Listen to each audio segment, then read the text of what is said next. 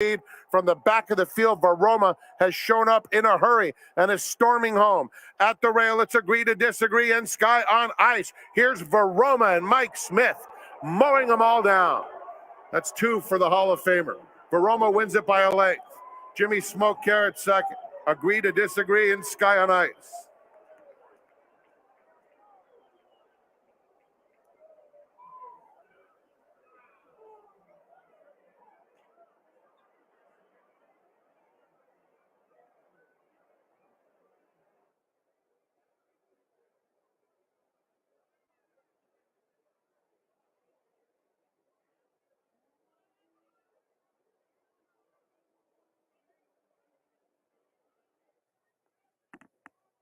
Second choice, touchdown, Brown goes in.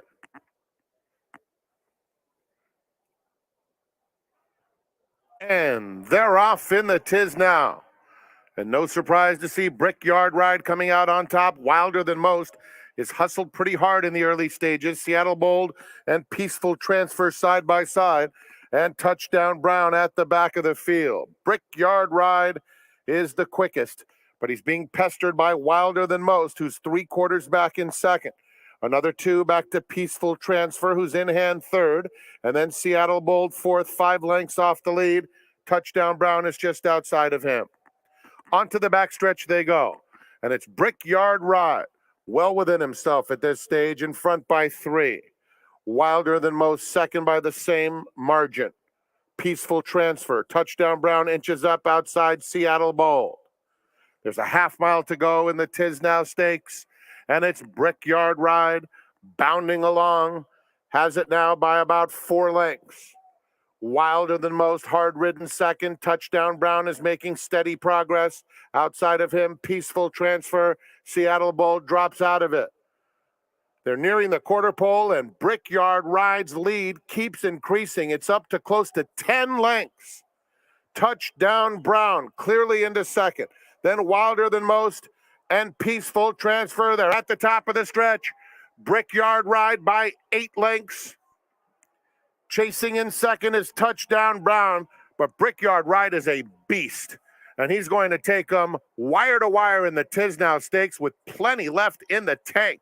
Juan Hernandez motionless as they win by about 7 or 8 lengths. Touchdown Brown second. Wilder Than Most third. Peaceful Transfer fourth.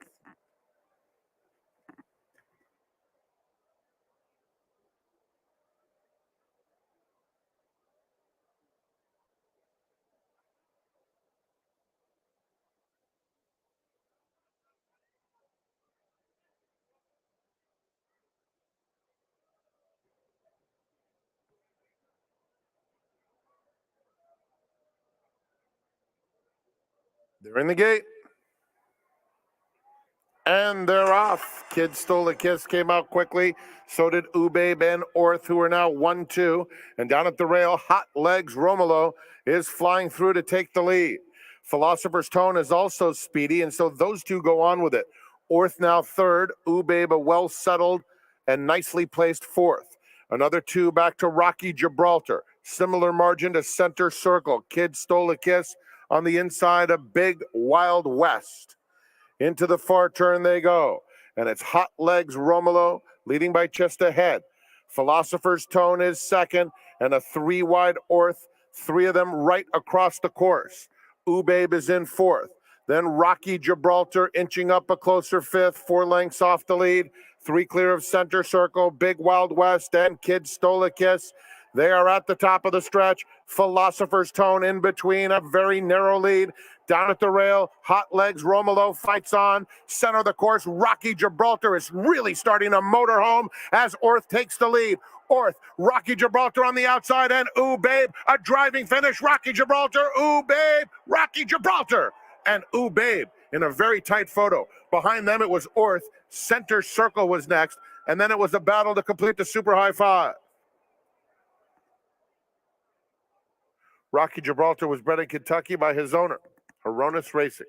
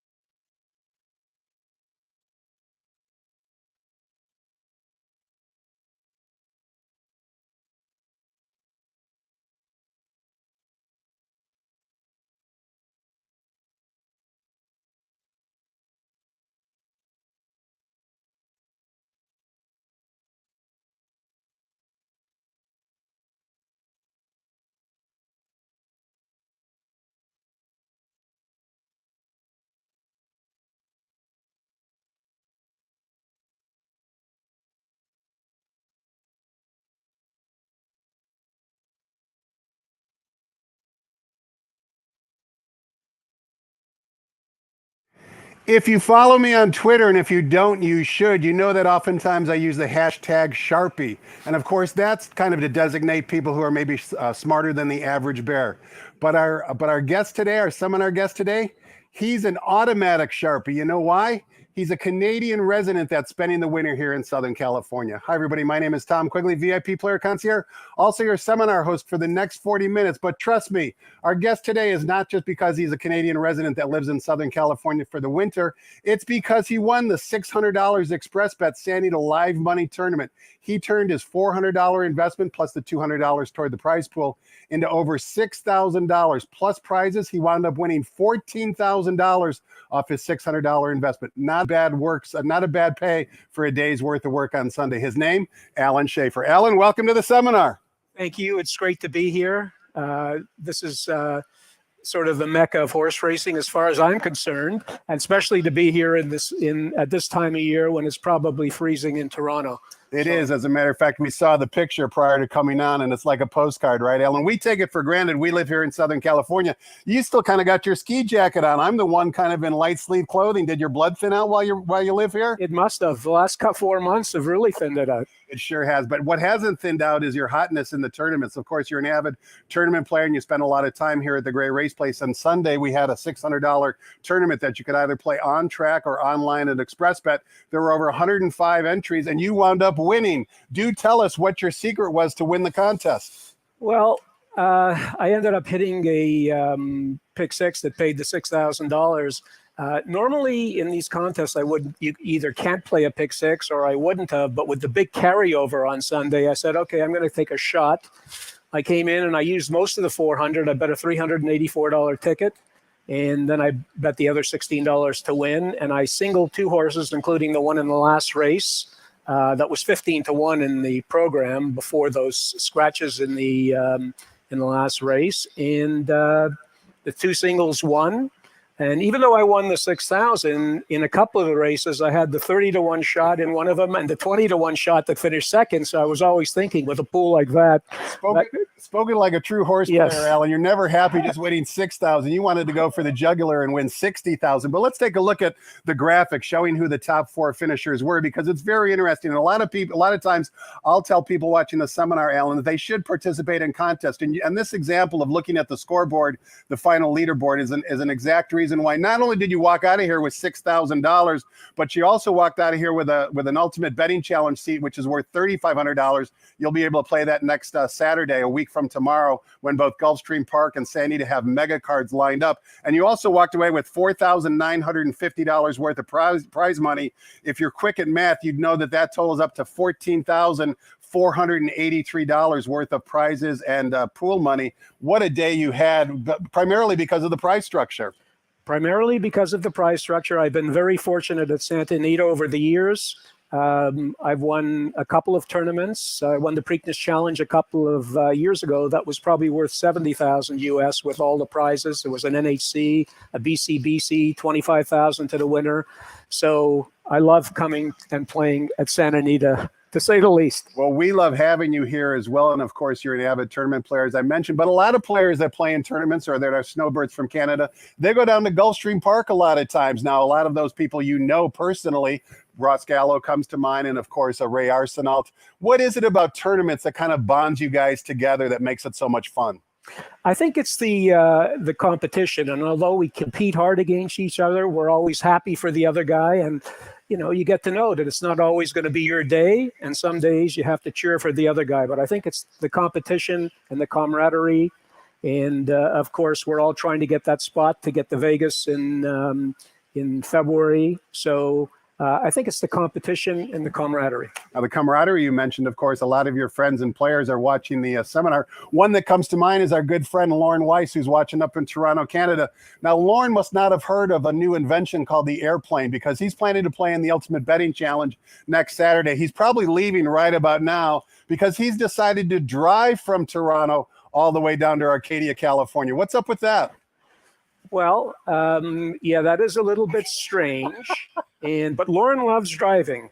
But should have been a truck driver. What's even stranger, though, he's convinced me to drive back with him next week. So I guess we're both a little bit strange. Well, hopefully you'll win the tournament. You can fly back to Toronto first class rather than schluffing it back with Lorne all the way back to Toronto, Canada. But Lorne's a great guy, let's face it. He's played in a lot of tournaments, and that's part of the camaraderie you mentioned, because I've had other guests on the show. As a matter of fact, last week I had a guest, Chris Goodall, who obviously you know as well. And he talked about how he's learned from other players in terms of handicapping lessons, principles, ideas. It's kind of an expansion, right? When you're talking to your fellow tournament players that are participating in the same tournament, you kind of share ideas, and maybe the light bulb goes off and you learn something. Absolutely. You never stop learning in this game.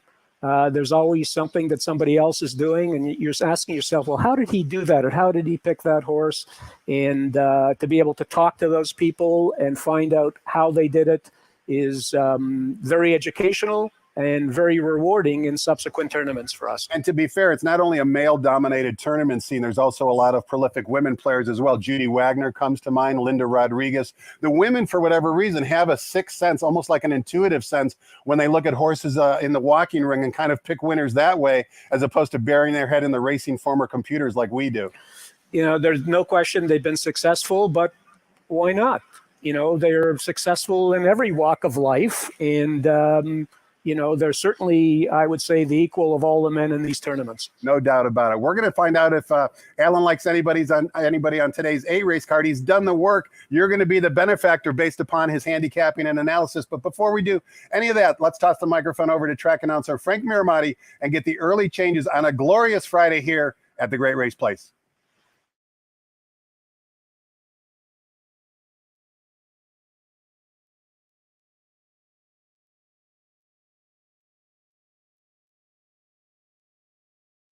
Good morning, ladies and gentlemen, and welcome to Santa Anita Park, the Great Race Place on Free Admission Friday.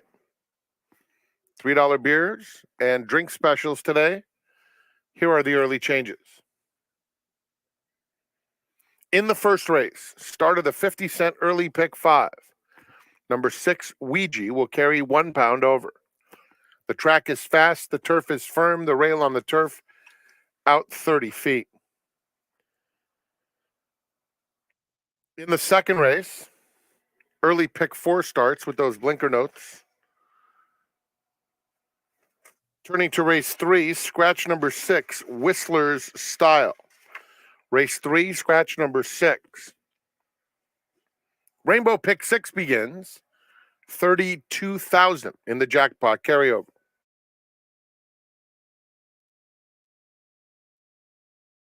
Turning to race 4, start of the late pick 5. There are no changes. In the 5th race, beginning of the late pick 4, no changes.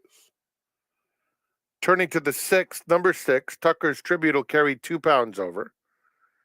Scratch number 9, Cardoza. Number 9, Cardoza, is out of the 6th. Golden Hour pick 4 starts with the 7th. No scratches or jockey changes in race 7. And in the 8th race, start of the Golden Hour double, also no scratches or jockey changes. Enjoy your afternoon here at Santa Anita Park. Post time for the first race today is in 58 minutes, start of the early pick 5. At this time, we go back to Quigley's Corner. Tom's special guest on the seminar today is tournament winner Allan Schaffer.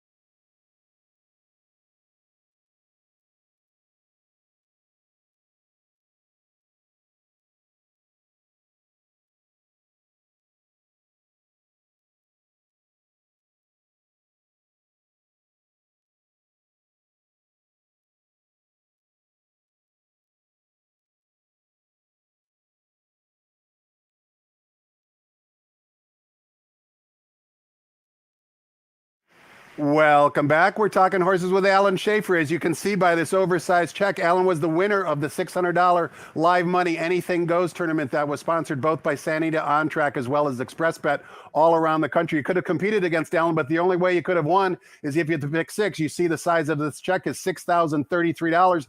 That was the size of his final bankroll, but he took home in excess of $14,000, including prize money as well as a tournament seat for next Saturday's big tournament that'll be conducted both here at Sanita, Gulfstream Park, and on ExpressBet. Make sure you get involved. You can also qualify for a much cheaper charge at horsetourneys.com. Go to that website and check out everything they have to offer. We're going to put this on the side and put it in the bank after the seminar, Allan. But now we want to get down to brass tacks, and we want to find out who you like on today's 8-race card. And we kick things off in race number 1 with the popular 50-cent early pick 5. And we're on the turf course, as I mentioned. Fast and firm are the conditions. We're sprinting 6 furlongs for maiden claiming. $62,500 is the claiming tag. The rails today are at 30 feet. The morning line favorite, number 2, Sycon, but the current betting choice drawn right inside on the rail, Kazukio from the Richard Mandela barn. Been a bit disappointing, but now first time in against maiden claimers. Give us your thoughts on race 1, Allan.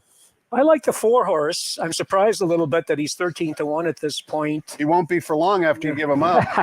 If he can run back to his October 24th race, which came off a layoff, the number he earned at the same distance on this course was the best number in the race. And when I say number, I use Thorograph a lot, so that's the Thorograph number. I think he'll be stalking the 2-horse, and of course he'll have to hold off the 1-horse that will be charging from the back for sure. Eric Kruljak hopes you're right. He's the trainer of number 4, Santos to Wilson. It's Eric's 69th birthday today, so hopefully this win of Santos to Wilson hopefully will be a good birthday present for trainer Eric Kruljak. You mentioned before we take a look at race number 2, Allan, that you use the Thorograph sheets. What is it like? In other words, you've got the racing form in front of you. Kind of what are all the ingredients that you put together in order to try and cook up a winner? Well, I use the Thorograph. I use the today's Racing Digest to see how the track has been playing at different distances. I use some of the workout reports as well. So it's a combination of a lot of the those elements. Do you watch race replays as well, or do you look at pedigree or anything like that? I do with the first-time starters, and I do watch a lot of race replays, and I like to watch them after I've already sort of made up my mind, so I don't get influenced just if they got stopped or something like that. And I like to always look at the PPs before I even see the morning line, so I'm not influenced by that. Is that another habit that you have as well, or do you already know what the morning line is for a particular race? No, a lot of times I download the form several days before, so they don't have the odds up there yet, and I like that as well, not knowing. And getting prepared for today's 8-race card, Allan, roughly how much time would you say you spent on the card? I know you wanted to put forth a good performance, but I mean, is it minutes, hours, days? I spent hours on it, especially today, because I thought to myself, if I don't pick any winners, I want my analysis to at least be good, so someone can come back and look at that. Race number 2 begins the 50-cent early pick 4. We're on the main track. 1 mile distance. You'll notice a number of 2-turn races today, both on the main track as well as the turf course. This is the first of many of them. It's for fillies and mares. Maiden claiming $20,000 as the claiming tag. It's for 3-year-olds and up. Note that there are 2 3-year-olds in the field, the inside and the outside fillies, but the morning line favorite, number 4, Big Bell, taking a big drop down in class, is also the prohibitive favorite on the morning line at 4-5. Talk to us about race 2, Allan. Yeah, I'm going to go with the 3-horse. The profile for this track at this distance has been horses, in front or pressing. I think with the blinkers on today, Victor's going to take this horse to the lead, and I'm hoping he can go all the way. His last 2 Thorograph numbers have also been the best in the field. The 2-horse likes to finish second. He's got 4 seconds. I would put him in as my second choice. The 4's taking a big drop. And he did have a good race on dirt back in June, but off the long layoff and maybe with a little bit of a suspicious drop, I'm going to go with the 3 and the 2. Number 3, Glory of Chrome. Allan's top choice is obviously sired by California Chrome, trained by Ruben Gomez. And you'll notice if you have the past performance in front of you, Glory of Chrome the last 2 times out has had difficult post positions going 2 turns. 7 out of 8 last time out, 8 out of 8 the time before that, and still has been competitive. So I think Allan's analysis of the blinkers going on for the first time in her career certainly speaks volumes. And you mentioned how Keep It Classy likes to finish second. We know you like to play in tournaments, but when you're playing live money, do you like to play exactas, trifectas, multi-race wagers, like everything in the world? Like, what do you kind of focus in on when you play a card? Yeah, I normally will in the tournaments. I'll play win mostly with doubles. In normal betting on an everyday basis, I love the pick fives, especially the ones that have the lower takeouts, and pick fours as well. What is it about Santa Anita, Allan, that you like? You talked about what a majestic place this is. And as I mentioned, sometimes we take it for granted because we're here so often. But for those of you like yourself who can't come here on an everyday basis, what is it that separates Santa Anita from other racetracks you visited? I think Santa Anita is number one in North America in the way they treat their players. All the contests they have, they can't depend on slot machines, for the purses. They've got to depend on handle. They got to depend on people coming back. And they go out of their way to make everyone who comes here feel very welcome. And that's what I like about it. Well, thank you very much for that compliment. And why don't you come and visit us at Santa Anita if you're watching at home, particularly if you're back east, stuck in snow or ice. I guarantee that you'll have a good time here. All you have to do is reach out to myself or anybody that works here at the Great Race Place. We'll make sure that you have a fun time, just as Allan described. Race number 3 begins the 20-cent Rainbow Pick 6. Of course, this got hit. One of the winning tickets was the gentleman sitting next to me. But we do have a one-day carryover of $32,000. That's a single ticket jackpot carryover. That'll be yours if you're the only winning ticket in today's Pick 6 sequence. And we kick it off going 1 mile on the turf course for fillies and mares, starter optional claiming types. 1 scratch. Scratch the 6 leaves us with a field of 6. The morning line favorite down on the rail. Number 1, Summer Daisy from the Patty Gallagher barn. Again, another one taking a drop down in class. What are your thoughts on race 3, Allan? I do like the favorite, the one horse. I think it'll get a good stalking trip from the inside, and I think the cutback will really help this horse. It went 1 1/8 miles the last 2 races, and I think going back to a mile, I think we'll get a great trip. I originally liked the 6th as my second choice because it had some good numbers, even though it had never won on turf. But since that horse has been scratched, I went to the 5 as my second choice, who's won at this distance. And some of these here have either not won on the turf or are 1 for 19. Noble Heart would probably take some action. Was pretty dull in that first race back, so I'm a little leery of that horse. But I think Summer Daisy is the right horse to bet. 1 and 5 in race number 1. A question for you, Allan. Obviously, we know you're a prolific handicapper and you enjoy playing the ponies. Have you ever owned a racehorse? Yes, I've owned lots of racehorses over the years in Toronto.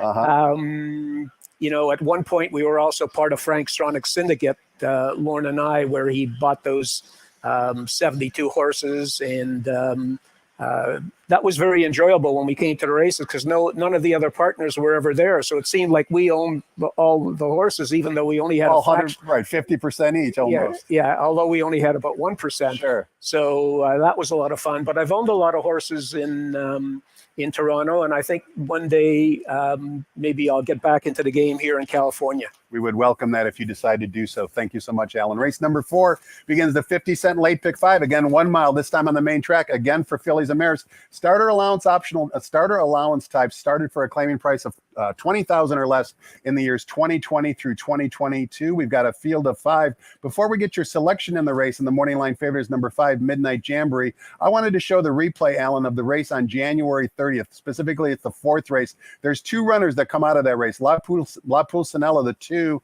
as well as number 3, Happy Trails. They break from post 1 and 2 in the replay here. Let's take a look at their efforts and kind of get a gauge as to what we might expect today.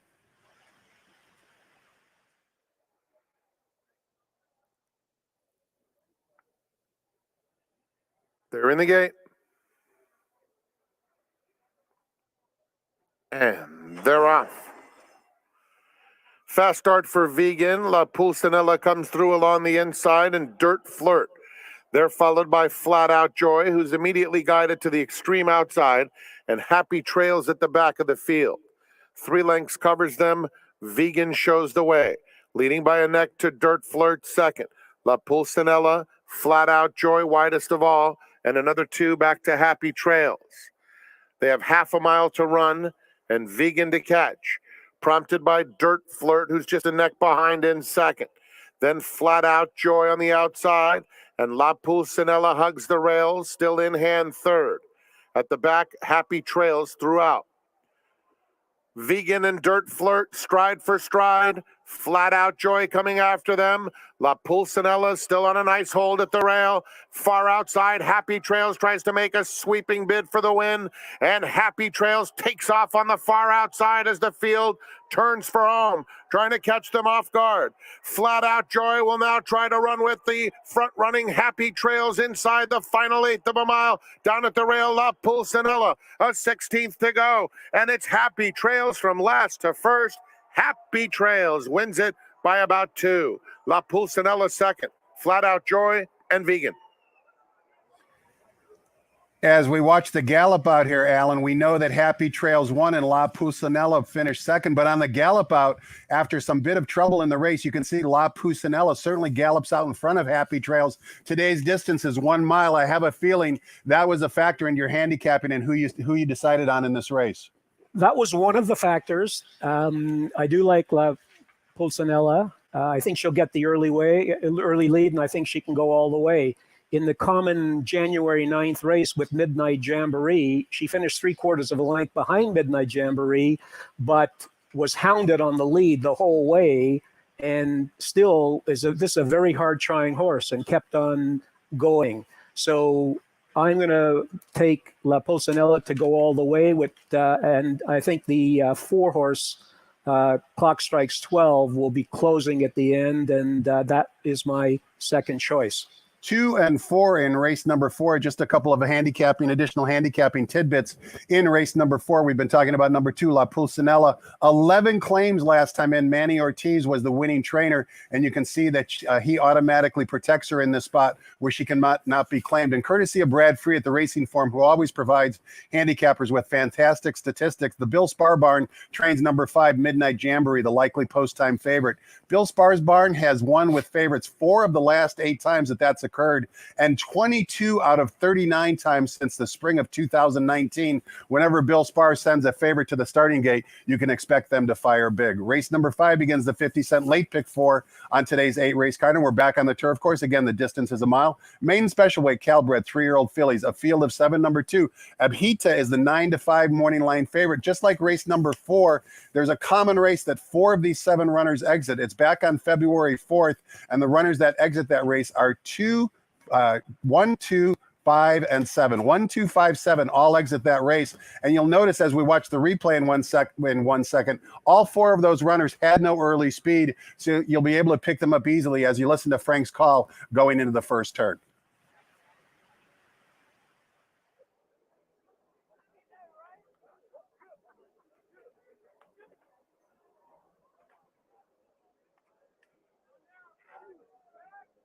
Bonnie Bray to the outside.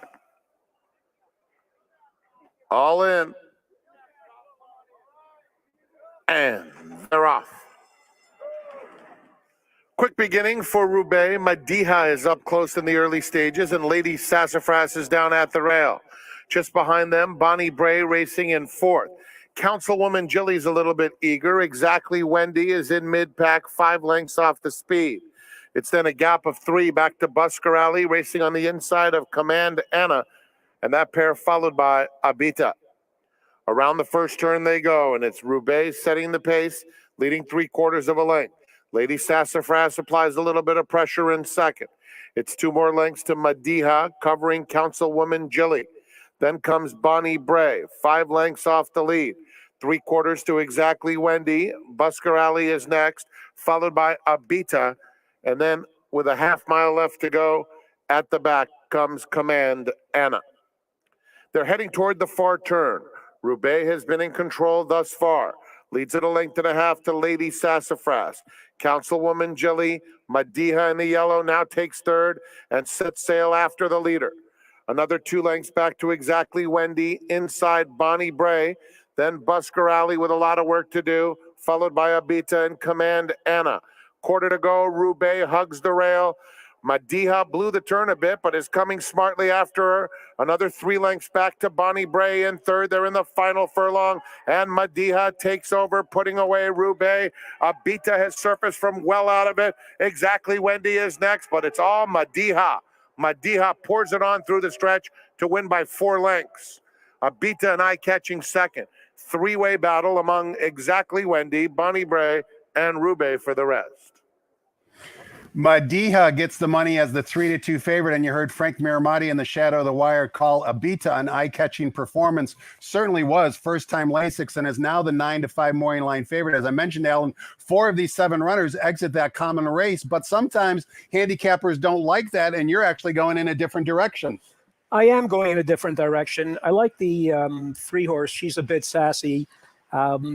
If that horse can get out of the gate properly, because she sometimes has problems, it looks like, in the gate, but has run 2 races very evenly at 6 furlongs and now stretches out again. And I think this horse, if it can get out of the gate properly, can take them a long way. I do like one of the horses from the common race as my second choice, and that's Abita. 3 and 2 in race number 5. Couple pedigree notes on the inside 2 runners. Abita is a full sister of Happy Happy, who's trained by Dan Iscardi, and also Busker Alley is a full to George Human Ruth. As we well know, Nick Alexander likes to name his runners after famous historical figures. Race number 6, we're sprinting. 5.5 furlongs is the distance on the main track for maiden claiming. $20,000 is the claiming tag. A field of 8 after the scratch of number 9, the morning line favorite, number 4. Head for Business from the Bob Hess barn. When Bob Hess and Edwin When Bob Hess and Edwin Maldonado team up, they usually mean business. Do you think they mean business in race 6, Allan? I think they mean business for second. And if you look at the horse's record, it's finished second 4 times out of 6 races. I was looking for a new face in this race. I think it's a relatively weak field. And I've gone to the 5 horse, Divinely Diverse, who seems to be working well. I don't normally like 5-year-old maidens, especially, in their first start. But I think this race is clamoring for a new face to do something, and I like the 5. Who else do you like in the race besides the 5, Allan, and why? Well, I like Head for Business. I mean, it's you mentioned the jockey-trainer combination is very good. I don't like the fact that she finished 4th all the time. I'm a little surprised that they're dropping the 1 horse into $20,000 claiming. It did race very well in a maiden special weight at Indiana, although be it a maiden special weight there is not the same as a maiden special weight here. But to me, it was too much of a suspicious drop, although the number on that horse could definitely win the race if she's okay. 5 and 4 in race number 6. Just one additional comment on Divinely Diverse, Allan's top selection. 12-1 on the morning line. Another statistic courtesy of Brad Free at the Daily Racing Form. The Tom Bell Barn has won with 3 of their last 7 first-time starters, all at very good prices. As Allan mentioned, never like seeing a 5-year-old debut for the first time, but given those trainer statistics, could be a live long shot at 12-1. Race number 7 begins the popular $1 Golden Hour Pick 4, linking our last 2 races with the last 2 races at Golden Gate. And we're coming down the hillside turf course. That's right. 6.5 down the hill for 3-year-old fillies, non-winners of 1 other than. A field of 7, and it's a good field of 7 as well. Del Mona, first time in the United States, is the lukewarm 5-2 morning line favorite, but the contention runs deep here, Allan. Yeah, I've gone with the 5 horse Unbridled Mary, who's only had 1 start at Del Mar on turf. And sort of the running style, I think, fits the profile of the way horses have been running at this track or winning at this track.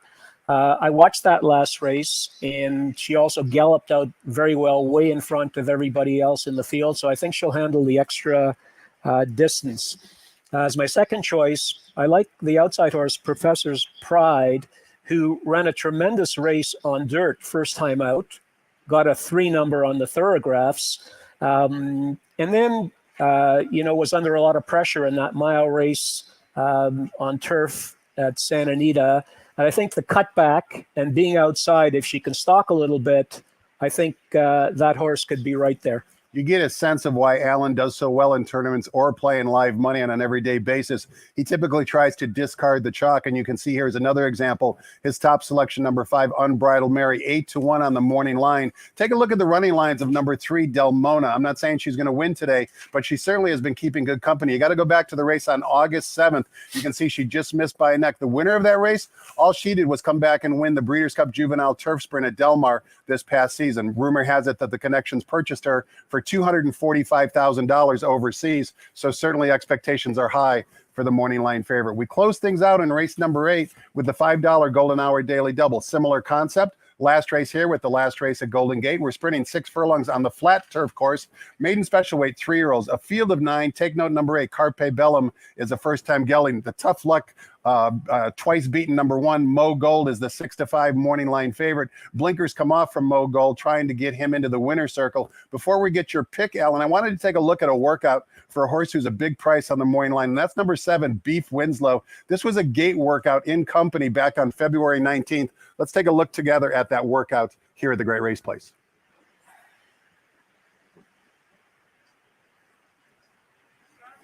So what you can see here, Allan, is Beef Winslow is on the inside, and although the workmate kind of gets out to an easy lead here, I think what's most important to watch, and believe me, I'm not out here at 5 in the morning, so I'm no workout expert, but when I do watch workouts, courtesy of our friends at xbtv.com, one thing I try and look for is what the riders are doing, both with their arms and their hands. And you can see this horse, Beef Winslow, is on a hold throughout. And to me, although this workout was obviously on the main track and we're running on the turf course today, it kind of signifies that there's a lot of run for Beef Winslow. We haven't seen Beef Winslow since October 1st. Now comes back off the layoff, adds Lasix. But that race, when he last ran on October 1st, the winner is a nice horse, but the second place finisher is even a nicer horse. Sumter came back, you'll recall, to win last week on our $100,000 Pasadena Stakes here for Richard Mandela. So I think he's been keeping good company. Of course, the focus will be on Mo Gold, but there's so many well-bred first-time starters and horses returning off layoffs here that I give a horse like Beef Winslow maybe a little bit of a look. Having said that, I think you might have watched this workout analysis, or watched this workout as well, because lo and behold, you wind up with Beef Winslow as your top pick also. Yeah, I didn't watch the workout, but I did notice that it ran behind Sumter, and I watched that race, and she chased Sumter all the way, couldn't pass her, but Sumter won her next race and then came back to win the stakes. So it was obviously a very good horse, and I thought that horse off the layoff looks like I was going to say it looked like it was training well. Now that I see the workout, I know that it was training well, and that would be my first choice. But this is a very tough race. The inside horse has the best number by a long shot in the race, and has a lot of speed and will be very heavily bet.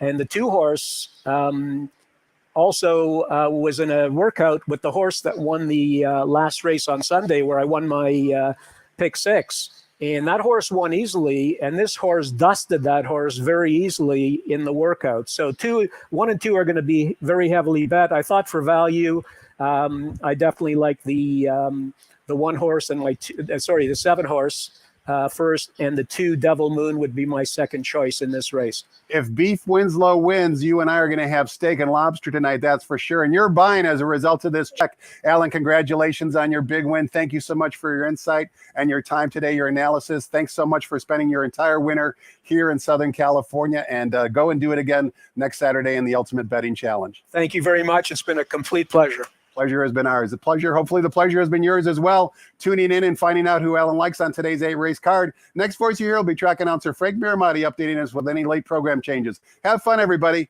and good luck.